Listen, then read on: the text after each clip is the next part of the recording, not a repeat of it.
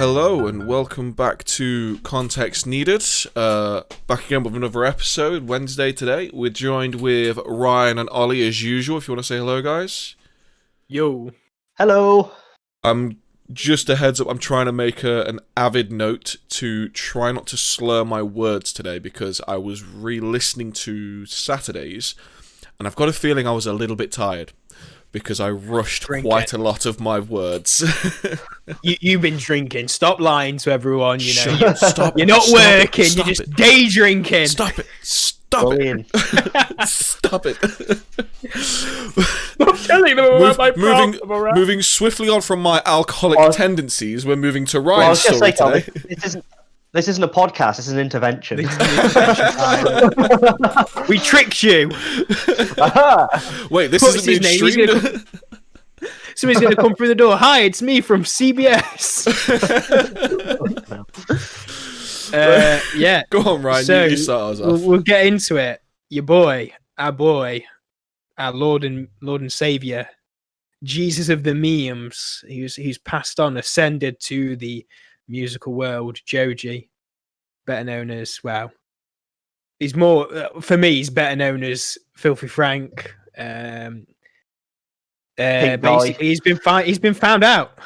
Yeah. The K-pop stands of Twitter have found him, and then they're like, "This, I can't believe that." You know, and it's basically a bunch of little white girls, maybe even Asian girls, and just little girls in general who fetishize Asian men. So they're just over the top about K-pop and all their stars. They're just over the top about anything from Asia. And they're like, oh, we love it. It's like, this is the best thing ever. And so they've basically found out that Joji's made all this. Shut the fuck up. Yeah, some very, very dark, inflammatory. Yeah, the way he did it is he was playing a character. It was always a character, and always has been. And they basically found that, and they don't understand the idea of satire and jokes, and can't quite comprehend that somebody can play a character. Like you've got Leonardo DiCaprio in Django. Yeah, absolutely amazing. Is he racist? No. Same with Quentin Tarantino. There's a load of people who call him racist because of his films, but he's clearly not. He's trying to portray a story, and this was basically what Joji was doing. Well, George Miller was doing with Filthy Frank, but it was basically just trying to sum up everything that we wouldn't like, the worst of the worst people that you could have, and just make it a character, and then slide it out into the internet. And whilst he did it, he actually made it really successful because it was 7 million subscribers. It was pretty funny. It was then he good had shit. A couple of channels. It was funny. I loved it. I cosplayed it. Everyone loved it. I mean, if you're sensitive enough to get offended about it, just don't watch it. Simple. You shouldn't be on the internet. Yeah, you shouldn't be. You should just lock yourself in a room, to be honest, because I mean, the real world's a thing. But so they basically found him. Instantly, she called him a racist, and then a black person came on and responded and goes, "This isn't offensive. It's it's satire. It's a joke." She then proceeded to tell him that he can't tell her what's racist or not. And he then said, okay, then, well, whatever your opinions just doesn't matter then, because it's just stupid, to even consider that he actually is like this, because he isn't. No. But she then proceeded to call him the... Drop the M-bomb. No, she didn't use that. She used an old one. She used an old one, so I'm not going to say it. But... Didn't she... I've only seen... Raccoon without the RA at the start, basically. Yeah. Oh, okay. She went in with that. I was like, yo, I've not heard that since primary school. Yeah, that's an old one. That's a very southern one. I saw that one because that one popped up in one of the groups I'm in. But she's the main person. Like, is she the main perpetrator? Yeah. She's the one who's kind of like, and they've all spotted it. They're like, oh. Yeah, because there was another thing that I did see, and I've completely forgot what it was ever since we've talked about the raccoon comment. So just carry on with what you were saying. Sorry. Yeah, it's like she calls this guy racist. So I'll read out. I've got the tweet up now. So she goes, This is after she's posted the original thing saying, look at Joji, he's a monster, he's a mess, And she goes, don't come in my mentions talking about it's just satire. Y'all can't take a joke these days. Man, I don't give a fuck. This shit isn't funny at all, so get the fuck out of here with that.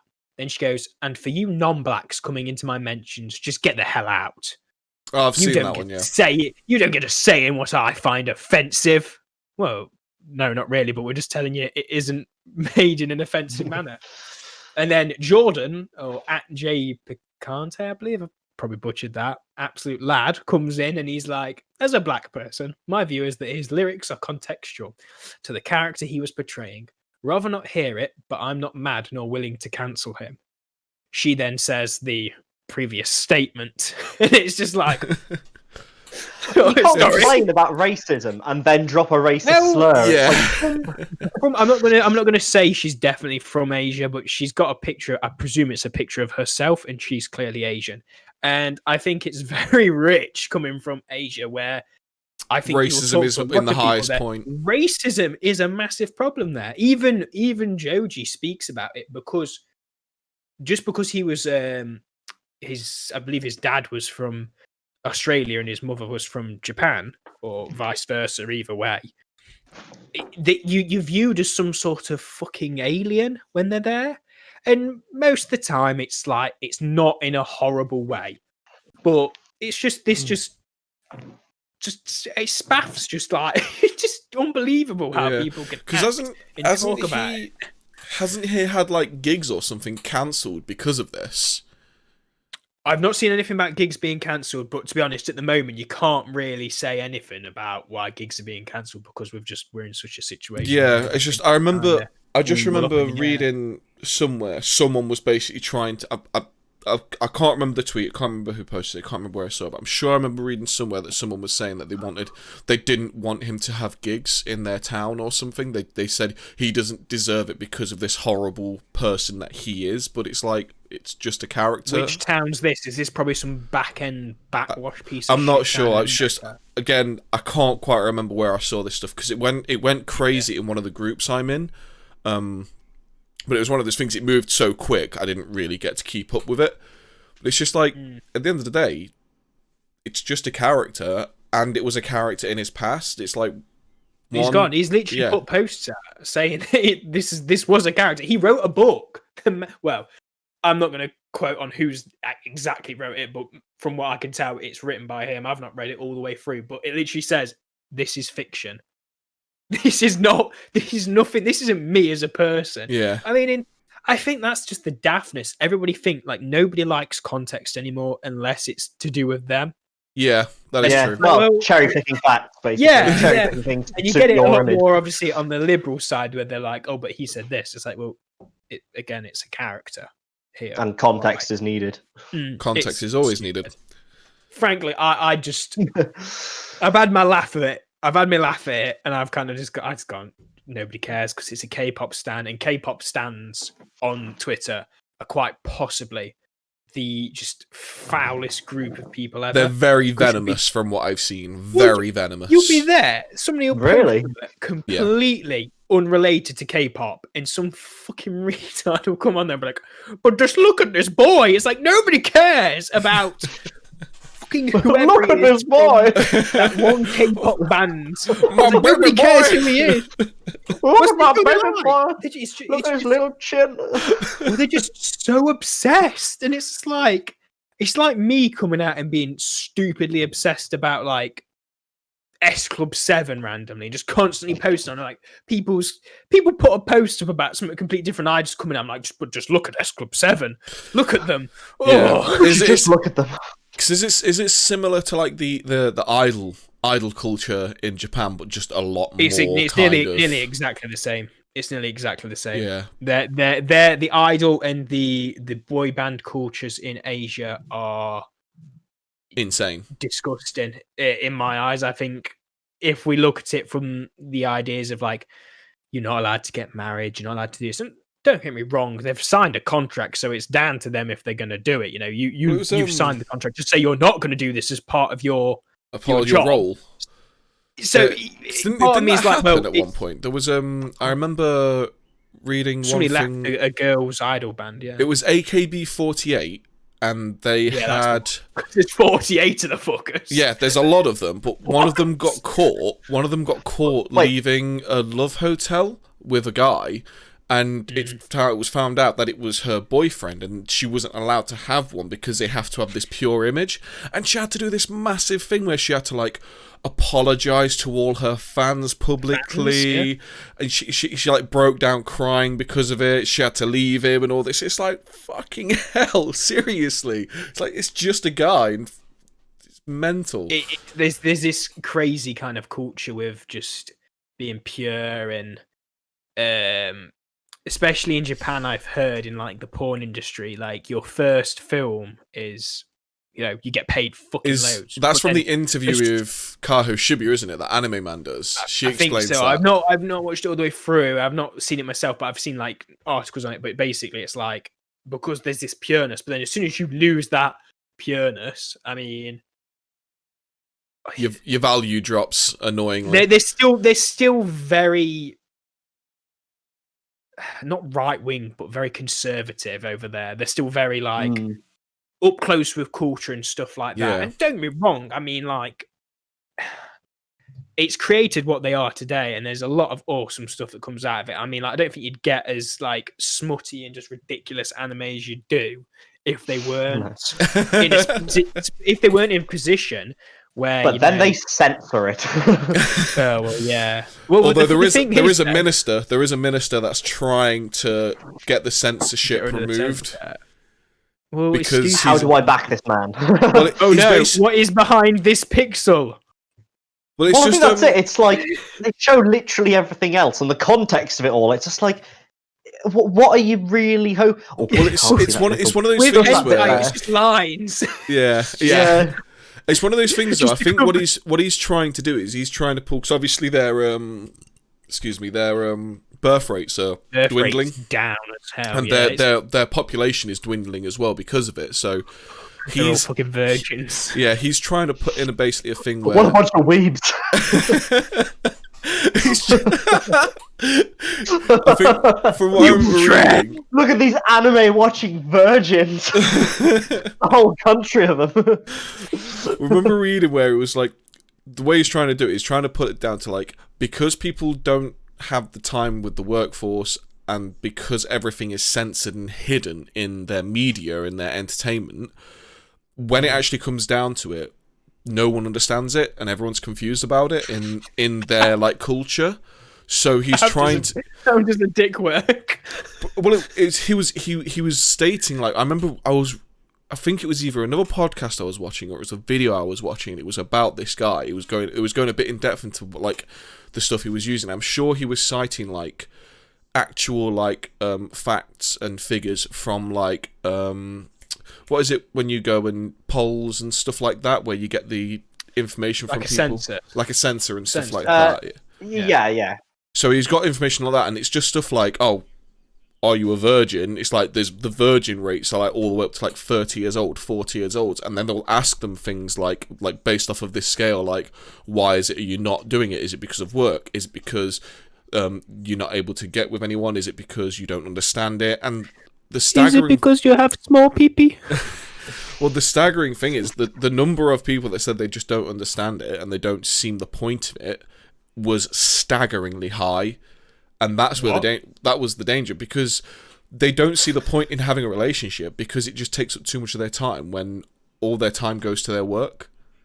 But surely, what about just fucking? Like, do they not just? I mean, no, because they don't have the time everywhere else. I've heard things like I watched this guy called Tokyo Sam, and he lives over in Tokyo. He's an American. He teaches kids over there and stuff, but he does YouTube like in his part time on it. A bit like abroad in Japan. Yeah, a bit like him, but he's a little bit more kind of. Abroad in Japan's very kind of a bit more professional. Oh, is this guy a bit more critical? He's a bit more just kind of like fun. Like, well, I wouldn't say that obviously Abroad in Japan's videos aren't fun, because I think they're just as good. I think it's just like he's a completely different character to him. Yeah. So like the way he acts, he's just a little bit more loud. Like he's American, so he's a bit more kind of like out there with everything. More But expressive. he was saying that like you go over there and as a white man or a person from a different country, you can go over there and it's really easy to get laid because one, the Japanese girls are trying to like train themselves on their English. Two, it's just like they just rather go with somebody who's genetically more likely to have something statistically more likely to have a larger penis. Endowed, more well endowed. I think we just need to stop going over there, really. I think we're the problem. We are the problem. And the thing is you could go over there and you could just have like a normal sized dick, but to them it could be like fucking huge, like from what they experience. You talking about how like, oh, a white guy can go over there and pretty much get anyone, reminds me of a story when I was over there as how I probably could have, but obviously I was engaged at the time. Because I was literally, I think it was...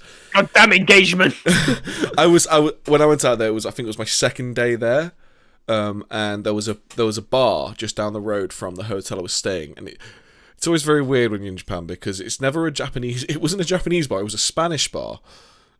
Well. So, is there unless there's an English pub with dogs on the wall playing snooker? I had a very funny situation where I was in Shibuya in a Irish bar drinking a German beer, listening to an American singer.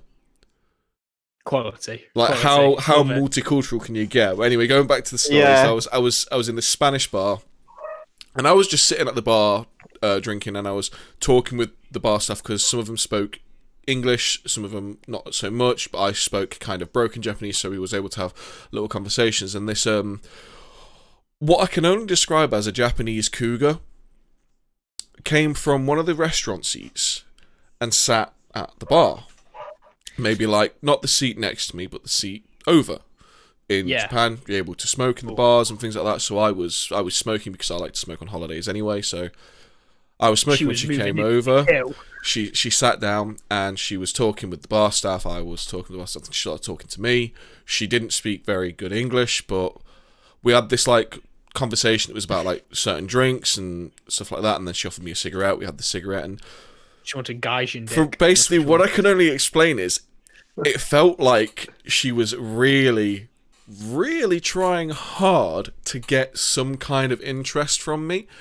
And it was one of those things where it's like I had to be interested. I didn't want to be rude to her, but I couldn't have interest in her because obviously I was engaged. I'm married now. It was like I couldn't really push that way, but I've got a feeling if I just took even slightly more interest and even maybe did the alpha move of moving to the seat next to her, I could have probably very easily gone to a different hotel that night. They're the things, though, you've got to watch out for. Because I was... Tokyo Sam talks about it. There's cougars as such, Japanese ones, who will start talking to people in the States, in the UK, English people, mainly. It's usually English-speaking people from what I can tell. Yeah. Just foreign people in general. What they basically do is they get them to come over and then they have a kid, then they have to get married and they basically trap them, basically living with them. Basically so they can become a housewife, I think it usually is. Don't quote me on that though. Like I can't remember exactly what he said in the video.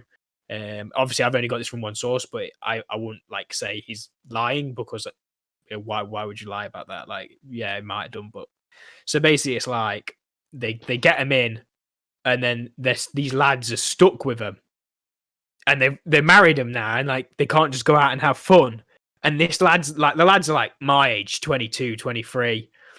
And it's like this 40 going on 50-year-old Japanese woman they're married to and they're stuck. It's bizarre. How does that happen? Because like, I mean... Just talking to them online and then like, obviously...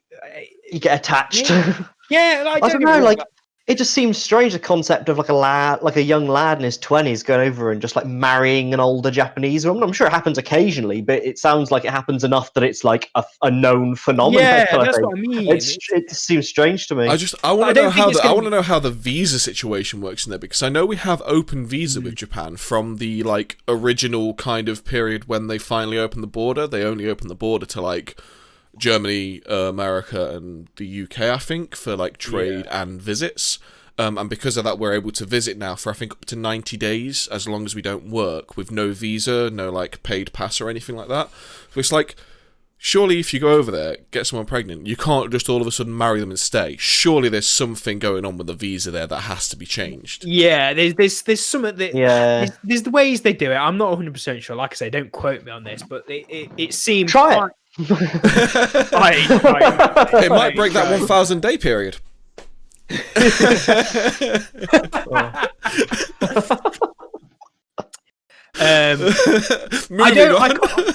Personally,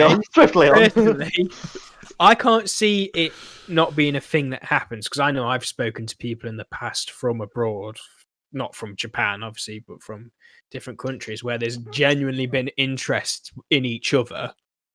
Where it could have probably, like, if one went over and visited either way, you know, it could have led to stuff, and like obviously it'd taken a while, but you know, who knows how it goes. But I don't think it's like stupidly common, but I think it's common enough for like it to be more of a kind of blokes thing, where blokes kind of go, "Oh, watch out, you know, she's doing that or he's doing that," and then it's something that you might hear like housewives talk about, like a bit gossipy, but it's stuff that actually happens. Do you know what I mean? Yeah, I mean, I can't say it exactly. I mean, it wouldn't surprise me that kind of thing happening, because obviously you do have the thing where it's like people will try like mail order brides and stuff, but there's usually like, I know over here when you get married, we had to do 2 interviews before we was allowed to marry. One that was a couple of months, one that was, I think we had to do it 90 days before the wedding, I think it was. I can't remember off the top of my head, but we had to it was just basic questions like, I had to answer her for what her name was, what her date of birth was, what colour her eyes were. It was just very, very simple things, just to basically make them understand, I do know who she is and I do want to marry her.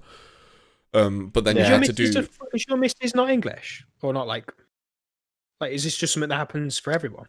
This is what happens in the UK. I don't know what marriage stuff happens in different countries, but this is what happened to me when I was getting married. And then on the day of your wedding, you have to do the interview again, and they're able to basically stop your wedding and your marriage at any point. But as well, I think when you do, say it was like I had a girlfriend from America coming over, and she wants to marry me and stay over here. I've got a friend who's potentially dealing with this currently. I've got a feeling they ask more in-depth questions just to make sure that she's not coming over to get a visa just to get the visa.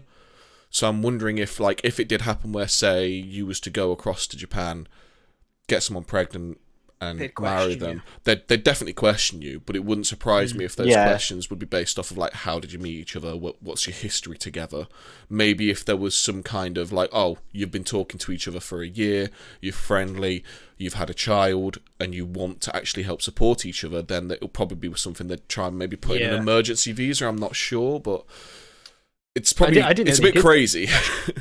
I didn't know they did this questioning shit. I mean, if they start questioning me, I'm going to be fucked, 'cause I'm not going to be able to remember anything. Well, this was the thing. I literally had to drill it. I'm sure you'd remember eye colour and name. Well, the thing, I had to drill it into me, her date of birth, because I'm fucking useless with date of birth. So I forget my own date of birth. I'm okay with that. I'm shit. I just don't mine doesn't get much easier to remember, to be fair. Well, yours is very, very easy to remember. Yeah, I think with me, I'd be fucked, because I don't like, you know, people are like, oh, they remember every date of everything that happened, like, you know, anniversary. I'm fucked when it comes. No, I'm that. terrible with that kind of thing. Like, there's a reason my anniversary is engraved on my wing. Shit. I don't know. I'm just going to be fucked. I'm never going to be able to get married. Let's just put it that way, because I'm never going to be able to answer any of these questions. Yeah. Right. There's a reason my wedding anniversary is engraved on the inside of my ring. It helps me remember. Yeah. What's your ring made of, though? Is it gold? Platinum. Ah, that's all right then. I was just So that won't rub away. I say if it's gold, it's like, well, that's gonna be gone in a few years. Yeah, I detest gold. Like, I understand gold is like what a lot of people like aspire to have, but gold is common as fuck in my opinion. It's not. It's actually rarer than diamonds. Gold. Yeah, well, that's because the only reason diamonds are so expensive is because they're all Diamonds held are by the common. same. They're common as fuck, but they're held by one company, De Beers Diamonds. Yeah, De Beers. De Beers, Yeah, sorry. that's it. But like gold is fairly rare, but it's more so just like I don't know. I wouldn't be bothered by a gold ring, but like yeah, I want like I'd like a titanium ring or like a tungsten ring or something like that, like an interesting material. Yeah. But it'll wear Zinc, better. so when you put your hand in the washing up bowl. Fuck! Depleted uranium. Yes. Unless it's the one ring, I'm not interested. Let's just put it that way. Unless you come to me and you start reciting the Black Speech of Mordor, I ain't bothered. I ain't marrying you. Let's put it that way. If you don't disappear when you put the ring on. That'll be me Man. at the altar. Fucking wrong. I made a mistake. So we had a funny moment because obviously it was Ollie's brother Tom was my best man, and when he was handing over the rings to me, the ring to me to put onto my wife's finger, as he passed it over, we had the biggest static shock ever. Like it literally, you heard it go, like you heard the snap, and both of us go, what the hell was that? And there's literally like, I think it was yesterday, like I have all my wedding pictures as my desktop backgrounds, and I was just turned on my computer yesterday, and the picture was that. It was us literally, what the hell was this kind of thing? I need to see that picture. I'll find it for you after the podcast. It's funny. Yeah, It's just us like I need to see laughing, that. like what the hell just happened? But I think it happened exactly the same to Becky as well. And we was worried that she'd like drop the ring or something. Tom was just like carrying a taser with the rings, just like Just charging it up before he gives it. You're like, oh man. there you go. I don't know if it's just like the weather, like because obviously it's been a bit drier recently and quite warm. I've been getting a shitload of static shocks lately. I don't know about you guys, but like I just keep getting them. Like every time I touch Danny, I seem to give her a static shock. I get them every time I get out of my car. I never get it from my car. Never get it on the car. I do, not really. Not anymore. See, when I'm in the car, it's fine. As soon as I get out the car and touch the door to shut the car, I get a static shock. Get one. And it's even stranger I've probably because got the odd one, but unless I touch the middle of the glass, I still get a shock. I have that issue when I'm getting my what? my hairdryer out of the bonnet. Your hair? What was? I missed that. What did you say? Sorry. I said I have that issue when I get my hairdryer out the bonnet. Oh yeah, in your hairdresser's car. My hairdresser's car. Have you got a sticker on yours that says no hairdressing equipment kept in this car overnight? Because if not, you need to buy one. Oh, I'm you gonna need to get get one that. of those. Now. God So damn good. it! I'm gonna get those. I used to take the piss out of a guy who used to work with he had an Audi TT. I used to take the piss out of saying it was a hairdresser's car. And I used to always say to him, "Oh, so when are you going to get the weight reduction kit?" He's like, "What do you mean weight reduction kit?" "Oh, you just need to take your hairdresser tools out the back."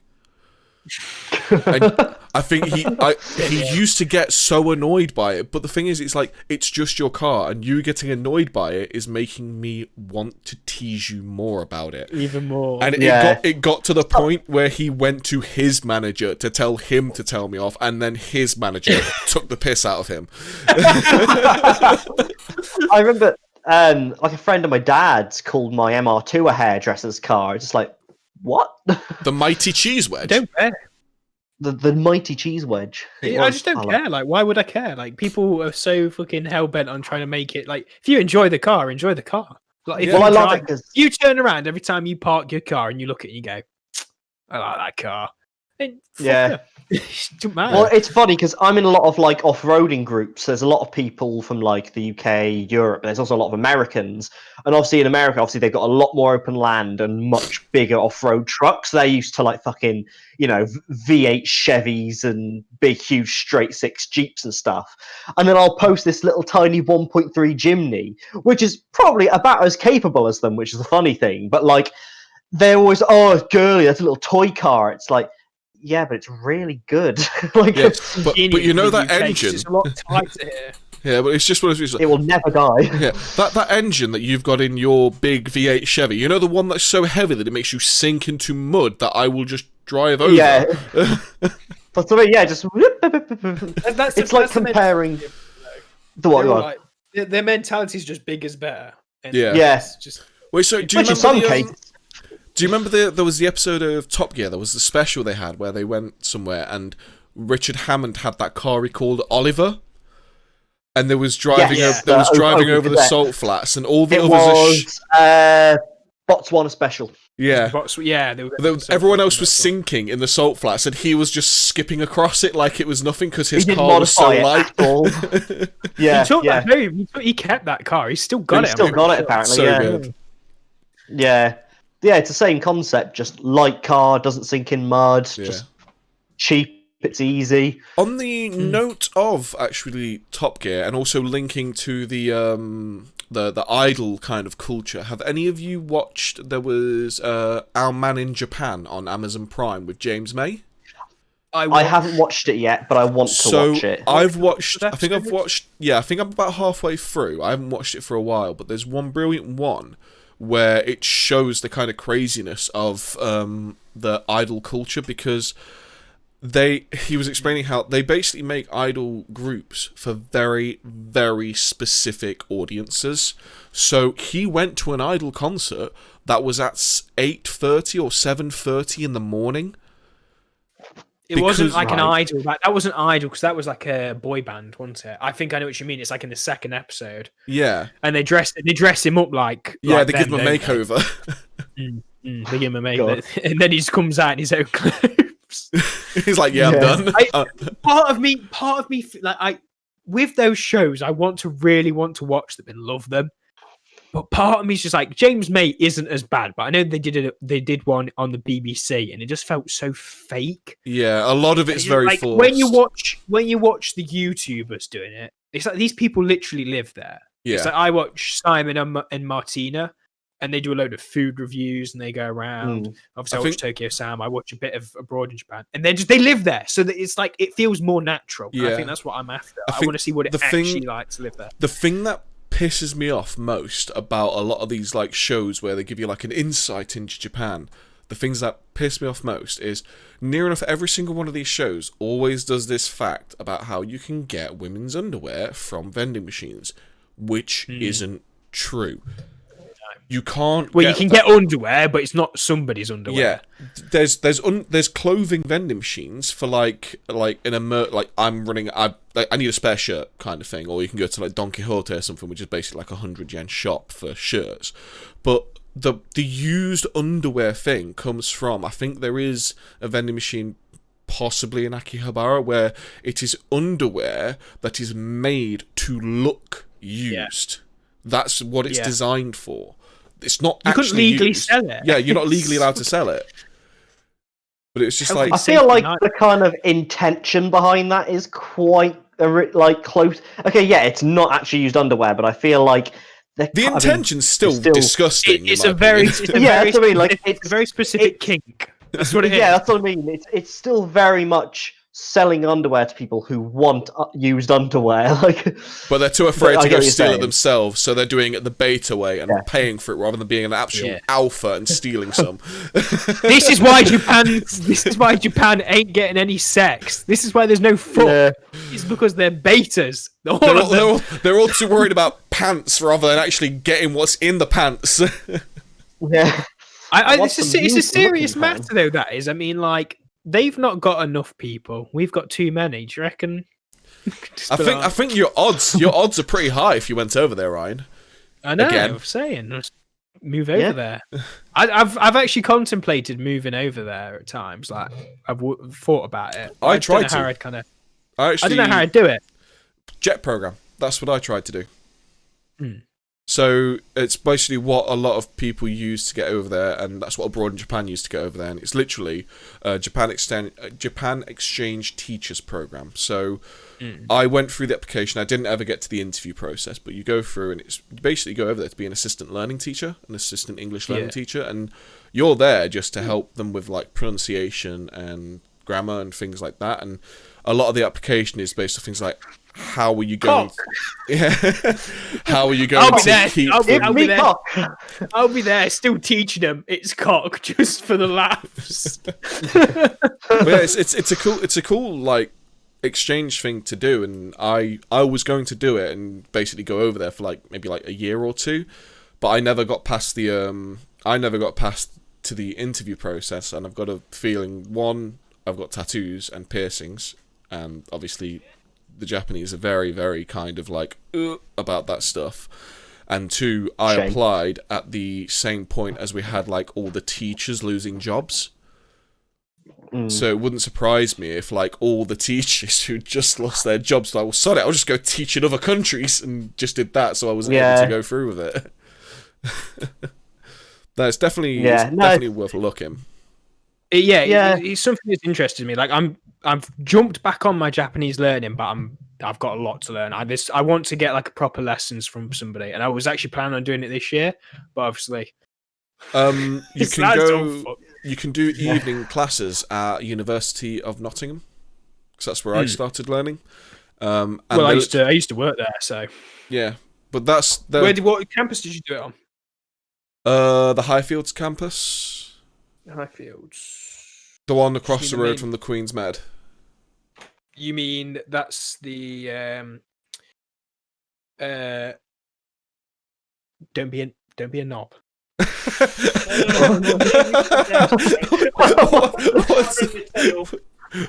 What's happening, Ryan? Why is it always my house? No, I'm alright, thank you. Go off. It's like a green cake. Why the fucking angel slices? Turn that back on. Oh, I don't know. I like the pink mood light. Pink mood light. Yeah. So that's the Jubilee campus. That do you know what? Actually, it wasn't the best paying place to work, but it was definitely one of the most chill places I've ever worked. Like I didn't enjoy the role because I was an evening shift guy, so I was just walking around doing tests the majority of the time. Yeah, but it was nice. It was calm. Like there wasn't loads going on all the time, unless there was like a big problem like kicked off. It was just, and I was walking around a lot. I did enjoy it there. It's a very nice campus. Yeah, it's very open. I think like. Go on, Ollie, sorry. I would like. I was just going to say on the whole subject of like teaching, like part of me would like to be a teacher. Like since I've been at college, just because I'm doing the course for work. I mean, I can already do all the work, so a lot of the time I'm helping like a lot of these younger students with the course, and like even the staff have said that like I'm quite good at it. But at the same time, it's like. God, some teenagers are fucking bellends. They really are. And I don't know if it's the issue, isn't it? It's something I've thought about, but I wouldn't be able to keep my cool with some of those dicks. No, I couldn't. I absolutely couldn't. They'd be out of my classroom if like the teachers nowadays have just not got any backbone behind them. I don't know about that. Some of the ones at the college are pretty. At colleges, it's different. Yeah, at colleges, it's different. Spot on. The problem lies with the parents the majority of the time because they're not getting told off at home. Well, the issue, I think one of the other issues as well is bring back the cane. That's all I'm saying. No, because the cane has been proven to actually make things worse. The cane is proven in studies to make people much worse. It's the same with like if your kid's playing up and you smack it. It's proven statistically that doesn't help the situation. If anything, it actually makes them become a worse person at the end of time. At the end of the day, I'm not saying that as individually because I had it to me. It's obviously as a statistical standpoint that can happen. That's why. Were you at school when the cane was still a thing? I'm not that fucking old, Jesus. I've been hit as a kid. I was just about to say, and it looked really weird because I just started laughing to myself. But if you hit them hard enough, they're not going to be a problem ever again. I'm just saying. Just make sure you can dig in a big enough hole in your garden, and you're safe. I think my parents. I was only going for tapas.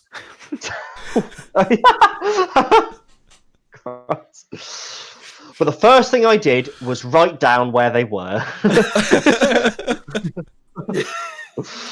Oh man, that's a subject for another day. We're not getting into let's not get into that now. But that's a discussion for another day. Yeah, sure. going back with like the schools and stuff. Like, I think the issue with a lot of the schools and colleges at the minute is they have targets, like crazy targets. Like they need to get so many people passing, and they need to get so many people with these marks. So it's like at the end of the day, all the places in the world that should not have targets, schooling and education systems are one of them.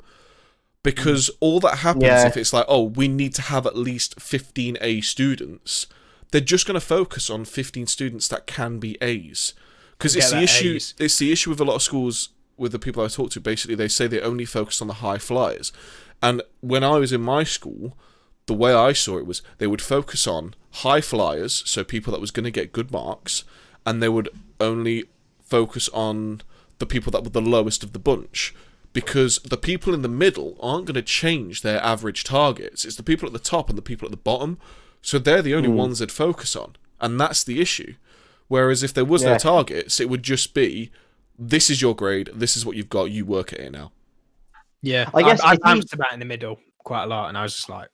I was going to say, it's kind of easy to forget, but like, when a lot of it boils down to it, schools are still businesses.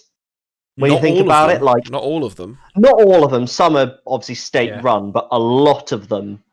obviously, they're still schools. Of course they are. You're thinking more of... private schools. Academies, yeah. And private schools. My secondary school, it was just a secondary school, but like, there was still a sense of that kind of thing there. It wasn't an academy or anything like that. It was literally just a... The teachers are being judged more on their...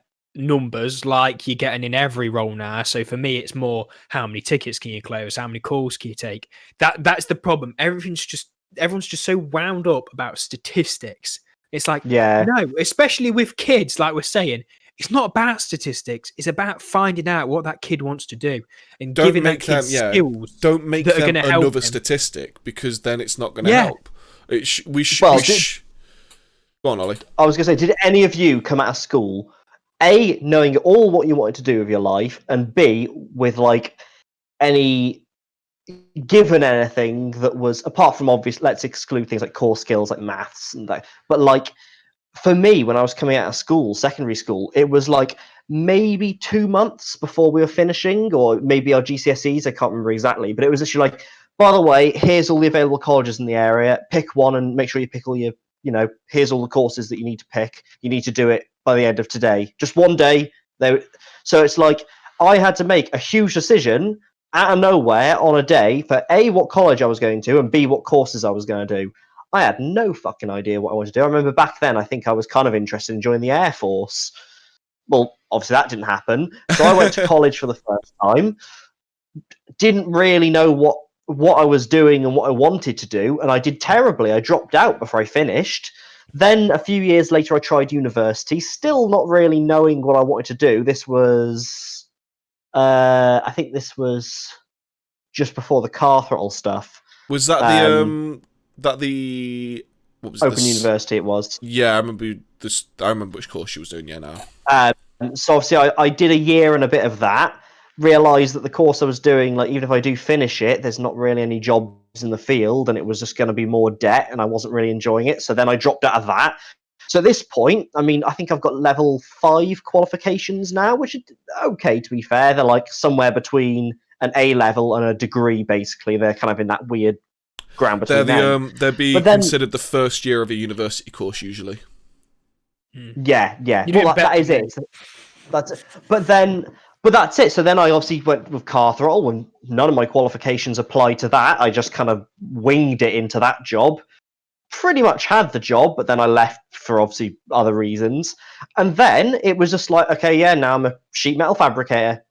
I didn't do anything in school or college remotely to do with that. I was never particularly interested in it. It's like, but that's what I do now. And it's like, it doesn't feel like the education system in that regard really helped me, apart from obviously giving me the core skills, but I don't feel like it at all prepared me for moving on. It was just like, here's some skills, fuck off. That's what it felt like.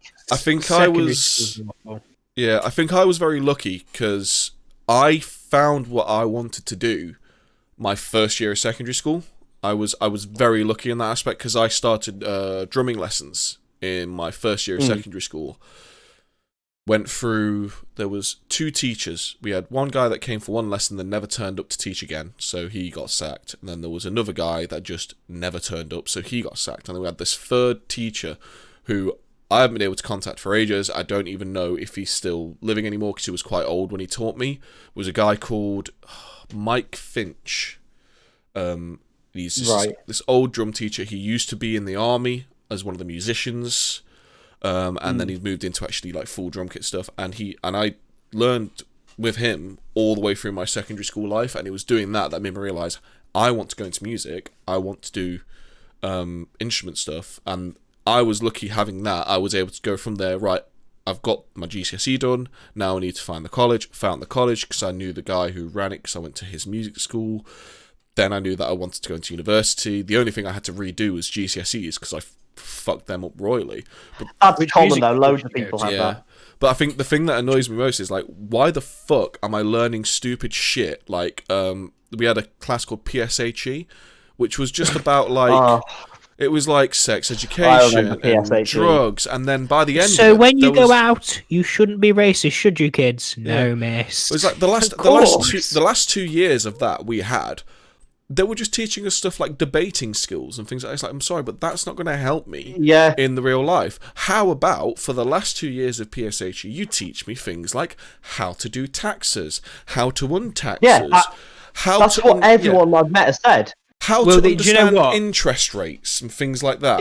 If they're teaching debating rules to people, they're not doing a fucking good job, because there's a lot of people nowadays who can't debate at all because they just can't accept anybody else having a different view to them. Yeah. But I say, like, you were very lucky because you actually know what you want to do, Kyle. Like, I still don't know exactly what I want to do. Oh, the only reason I've got the job that I'm in now is through literally, I think, like, maybe 8 years of flip-flopping back and forth, because like we said with you, Ollie, you've been back and forth. I literally went through all my university, worked at McDonald's for ages, then went to a fucking a credit checking company working on their phones.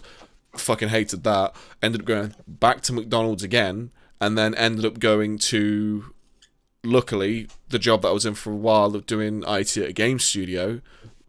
Then I left there because I was having issues. Then I ended up working in a pub for a bit, left there because I went to your place for, a month and a half? And now I'm where I am now. So it's not been a straight journey, it's been a bit of a roundabout one. Yeah, I mean, like, I left school at 16. I'd put my name down for sixth form, but I wasn't going to go to sixth form. I didn't like school. I didn't like the teachers. No. I didn't want to go to a college. Luckily, my mum mentioned to me where the council where I first worked, she mentioned they got an apprenticeship going, so I applied for that. I filled in a form, told them what goes inside a computer, and then I did an interview. Did really well in the interview, to be honest, apparently, and got that. From there, I did a year of the apprenticeship. Didn't actually pass any exams within that year, because I was basically just working. I just, like, as soon as they got me trained up, I was just on the job, basically. We basically just went through so many members of staff, and then from that, they just went to me like, they said, "Why aren't you applying? We keep putting the role out, and you're just not applying. You know you can do this." And I'm like, well, I didn't know if I was allowed to at this age, because it says like you have to still be in full education, doing whatnot. So they said, you just do it, and we'll sort it out. So I applied for that. Got that. There was literally no way anybody else could have got that instead of me, because I was already doing the job. Yeah. But with that, there was I had to pass one of my exams within there, so I passed the A+, and that's the only exam I have for IT. It's just purely down to experience and skill that I have got any other roles, to be honest, and just knowing what I'm on about and talking about. And I think you say knowing what you're on about, but really it's just having at least having enough understanding off of it. And on. Yeah, it's I'm not very techie. Mate, I had somebody say that to me again today, I'm going to punch you, love. I'm going to punch you.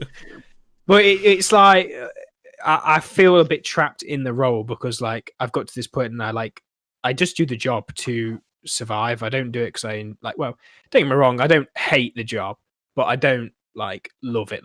It's become more of a, I'm doing this because I've got a car to pay off, I've got bills to pay to live with my parents, I've got everything's got a cost nowadays. So and don't get me wrong, I really want to go into a different role that's something completely different. I can't see a possibility of doing that unless I find a really well paying like trainee role in it or something, or do it in like my part time in this on the side doing something and then it going somewhere. And I feel a little bit trapped in that way, and I wish I'd been able to kind of explore the different options there actually are with jobs, because what they don't tell you at school is what kind of jobs are actually out there. Like, because at school, the only thing I could think of up until the end of school was, there's paper ants and working in a corner shop, which I don't want to do. So I didn't work until I was 16. But then since I've been 16, I've worked my whole life. I've not stopped. So I'm 23 now. So that's nearly 7 years. So we've got a bit of a mixed bag between us, really, haven't we? But I think we can all safely say that secondary schools just, it doesn't prepare you. It does not prepare you at all. No, that's what I was getting at. Really, kids is, here's the type of roles there are, and like more experience, more showing them what it is. Yeah. Like, because I think a better way of doing it takes to do those jobs. Yeah, I think a better way of doing it, rather than saying to them, "This is what roles there are," just ask them, "What do you enjoy doing?" And even if it's just something, I like drawing things. Well, okay, so in there you've got graphic designer. You've got editing. Yeah. You've got CAD designer. There's so, just by someone saying they like drawing, then you can really delve deep, because there's so much out there that needs drawing, which you can do. Engineers. Yeah. You've got so much, and just having that bit of input with them and trying to go from there might actually help open up a lot more job opportunities for people to understand where they need to go, rather than getting people like a lot of us, where it's like you're just listlessly walking through life. I don't know what the fuck to do. Yeah, no. It was more so in my school, because my school was a performing arts school. But I think there's actually too much emphasis on performing arts. Don't get me wrong. I think everyone should be able to express themselves and enjoy themselves, and be able to make art in a way that they like and enjoy art and understand it. But I feel like it may have been a little bit more pushed on, obviously, on my side, because it was a performing arts school. But I felt that everyone thought they could be something, and it's like, you can't. Like, to be honest with you, you can't sing for shit, unfortunately. So don't try. Just try a different role. Well, I was gonna say, with my school, like, I did quite well in school. My GCSEs, I did really well. I didn't really like school, but I'm probably one of those people who annoyingly could just sit there and I kind of just soaked in information. I think I got like 3 A stars, 5 A's, like you're B and 2 C's. That kind of that. Dick. Kick him, Kyle. We don't want him in here. He's not common enough. I mostly did fine with like my sciences and maths, and I also did quite good at French as well, and that's because I had a really good French teacher. She was really good. She made it fun. She had a really nice low-cut top most of the time. She was about 65, maybe 70, so I mean, not really into that, but after this, I've got a very funny story about one of my teachers at school, so I do need to let you know that. Okay, I'll wrap it up quick. But what I was going to say was, like, so yeah, I really enjoyed science. The point, I've got it tattooed on me. I love science, and like nerd. I nerd. All right, weeb. But like, I like my science. I like maths, and obviously, when it came to things like physics is largely just maths and common sense. So I really enjoyed those. Funnily enough, like, I consider myself pretty decent at my job. Like, I mean, today I've been CAD drawing all day today for something that I'm just making for the fun of it. But like, I got a D in DT, not because I didn't like it or I didn't try. I did try. My teacher was just a cunt, and he didn't care. He lost my coursework. And then one of my practical pieces went missing, and he was like, "Oh, you must have lost it." I was like, "Well, I left it here. I left it where everyone else is. Where is it?" You could. So I went to look for it. Sue him. Well, But then I was going to say the best bit is like because what it was, you used to have like the classroom, and then there'd be like a workshop next to it, and then in the back of the workshop there was another door that went into like a staff area that was behind the classroom. And as it happened, my practical piece was in the bin in the staff only area because I would have been walked into the staff only area with my practical piece and thrown it in the bin. So that was from that point I was like, right, fuck you, just like I'm not trying. I took the piss. I even took the piss on the exam and I actually kept my year 10 mock exam, which I'll post into the Discord at some point. But so that's something I enjoyed, and it because of a shitty teacher who couldn't be fucked, that went down. Then my school, you were saying how yours put a lot of emphasis on the performing arts. It was our school Our school was really heavy on like English and stuff like that. And I think I managed to be in English. I wouldn't consider myself very good at it. I couldn't write very fast. For some reason, I just can't write. Like I remember my friends would in the hour and a half exam. I think most of my friends said they wrote like 4 or 5 sides of A4, and I wrote maybe 2 because I just can't. I struggle to write. I'd be lucky if I'd be lucky if I got 2 because I can't write like. Yeah, same here. I struggle to write. It hurts my hands. I don't know why. But like, so there was that. But they put really strong emphasis on it. But then, there were no life skills. The IT course we did was literally worthless because it was OCR rather than AQA. So when I went to college, they're like, all that IT you did, which at the time as well, most schools weren't doing IT. They weren't doing a GCSE in IT. Like a lot of schools didn't do it. We were the one school that had done a GCSE in IT, but it didn't count. Yeah. So it's just like, why the fuck are you allowed to teach us a qualification which is openly known as being worthless in the education system? Just quickly with the teachers though, is this just another case where the system's failed? This person possibly, I really want to be a teacher, and they've got stuck, and they can't get a role because they're not skilled enough to do the actual role. But they're just skilled enough to teach kids how to do it. Oh, I'm not saying. I'll tell you one thing about that DT teacher. That DT teacher was happy enough to teach all the fucking girls. I'll tell you that much. He was a right fucking perv. He really was. That's not to be expected, though, is it? Really, you expect that at all times, though. There's always one. Every school. With my IT teacher fucked a sixth former and got her pregnant. Good Probably legal. Hey, they're married. From that to you, they're married. So I don't. It's funny. It's funny you should do it. It's funny you should talk about sex because it's kind of linked. It's not someone getting made pregnant in mind, but so obviously schools have food lessons as well, like cookery classes or whatever they call them nowadays. Where is this going, Kyle? Yeah, we had food tech. So for the entire time I was at school, we used to just get taught.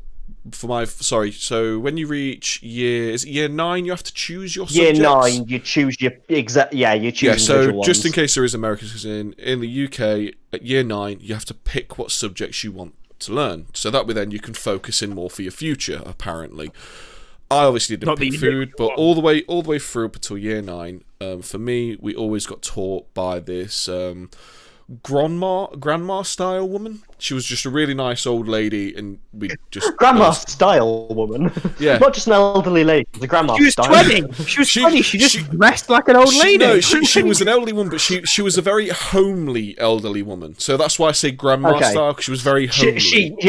She was someone's nan for sure. Yeah. So that was the only thing I had. But I think for the last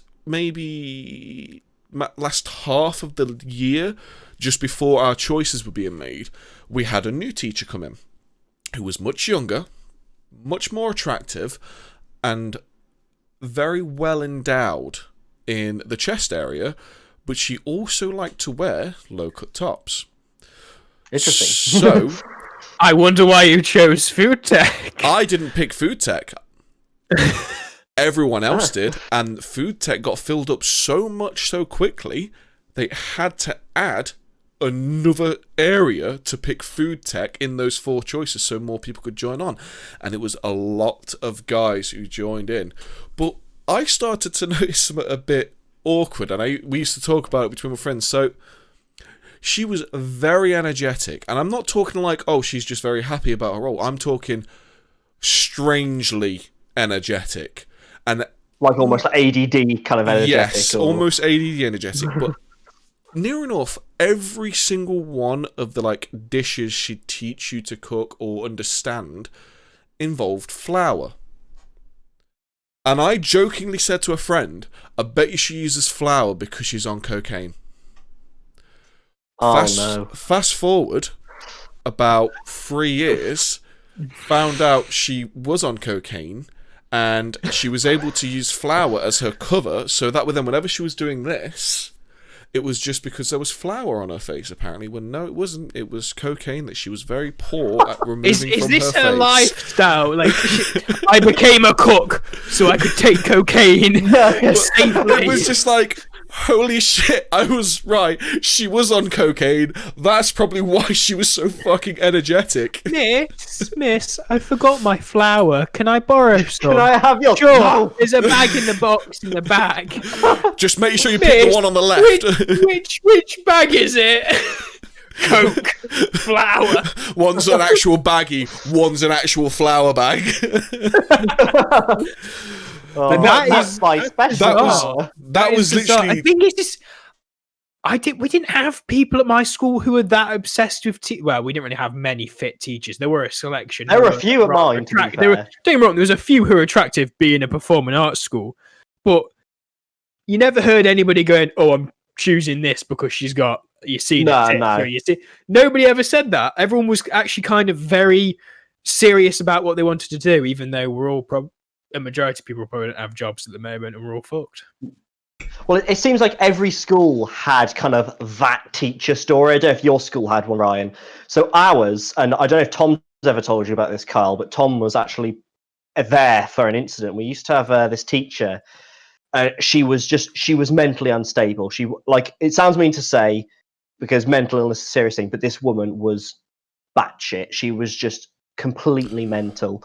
There were just so many things she did that, and like for ages, the school couldn't do anything. They just couldn't do anything about it. Like, I remember, like, apparently just like she went up to some random kid at lunch who was sat there happily eating his lunch. He had some custard, and she just went up to him and went, "Oh, I bet you'd like to put your dick in that." Just like, okay, like, I know this is okay. That's a sackable offence. That's 0 to 100 very fast. That's just one in a plethora of stories. But there was the incident, and you know it's interesting when it's called the incident. It was the incident, where basically she was teaching IT, and it was Tom's class, and apparently they just went into the classroom, and I don't know whether like someone was being a bit naughty or something and pissed her off, but she just snapped. She genuinely snapped, and apparently she just like started laughing, left the room, closed the door, and locked all the students in the IT room. And for a while, everyone was just kind of like, right, okay. And she just fucking went. She was gone. So I can't even remember how they got out, but Tom was in that class. I think eventually, like, someone must have knocked on the door and probably talked through it, and they must have got maintenance to get him out. But like, so that was the one thing. As it turned out, eventually she got quite suicidal, and basically she said to the school, "If you fire me, I'll kill myself." So for about another 3 years, they couldn't get rid of her. So they had this like seriously unstable teacher, but they just couldn't get rid of her because like it was like, well, if we fire her, she was the kind of person, she would have killed herself, definitely. She needs to have an accident in the school. So this is where like stairs. A lot of people get scared about these kinds of things when literally all they have to do is just go, right, we need to fire her, but we'll just call the police and have them be here because she could be sectioned for that. She's a danger to herself. I mean, this was how long? This would have been 15 years ago, maybe. Yep, they 14 years ago. They still did it back then. Oh no, but what I'm saying is, like, it was just, I feel like maybe in the last 10 years, mental illness is kind of it's a lot more now. Yeah. Back even then, I'd say just the last 5 years, to be honest. Yeah, absolutely. But like back then, it wasn't spoken about as much, and like we're in a very rural area, so like maybe it's where I am, but like everyone knows it was everyone in your area. And it was a bit more of a taboo subject back then, but like she apparently, like, when she was being a bit more normal, apparently she was a fantastic teacher. Like, she was quite an enthusiastic science teacher, and she's one of those teachers that was like I never had her myself, but she was kind of strict, but well, kind I of hope funny. not. You're a student. Jesus Yeah. Christ. Jeez. You don't know where I've been, boy. But the fucking hell. Well, it's been too far deep in crazy then. If I was gonna say I put my dick in crazy once, never again. I've done the exact same thing, and I think we should make that the next podcast. Yeah, your dick is crazy. Yeah. Yeah. Well, that's Saturday sorted. Yeah, that's Saturday sorted. But we do need to finish up. What I will say is, I do have another school story that I would like to open up with Saturday as well. I've got another one as well. Yeah, I was going to try and end with it. Yeah, I was going to try and end with it, but obviously we're pushing time a bit too much now. So, well, I think it was good, nice little thing. So, if anyone's watching or listening through Spotify, because we are now on quite a lot of different available applications, I guess. Platforms, that's the word I was looking for. If you want to give us any questions or any subjects you want to talk about, if there's any information that we've talked about that you believe we're wrong about and you want to correct us, just drop us an email at contextneededpodcast@gmail.com. We all have access to it, so we all do see, and if we get a good handful of questions in there, we'll probably do some Q&A podcasts as well. But today, from me, I'll say goodbye, and then from the others... Bye. Those are very, very delayed. I was worried you guys were just going to not do anything. I was waiting for Ryan to go. I was like, usually Ryan I'm going now. I need my warm milk in bed. Also, I gotta go get me Horlicks. If you want to end that 1,000-day, guys, just hit us up. Hit us up on the email, please. Please. Hit up Ryan. He's very desperate. Well, we'll be back again Saturday at 9:00 p.m. GMT. So we'll see you guys then. Goodbye. See you later, shitlords.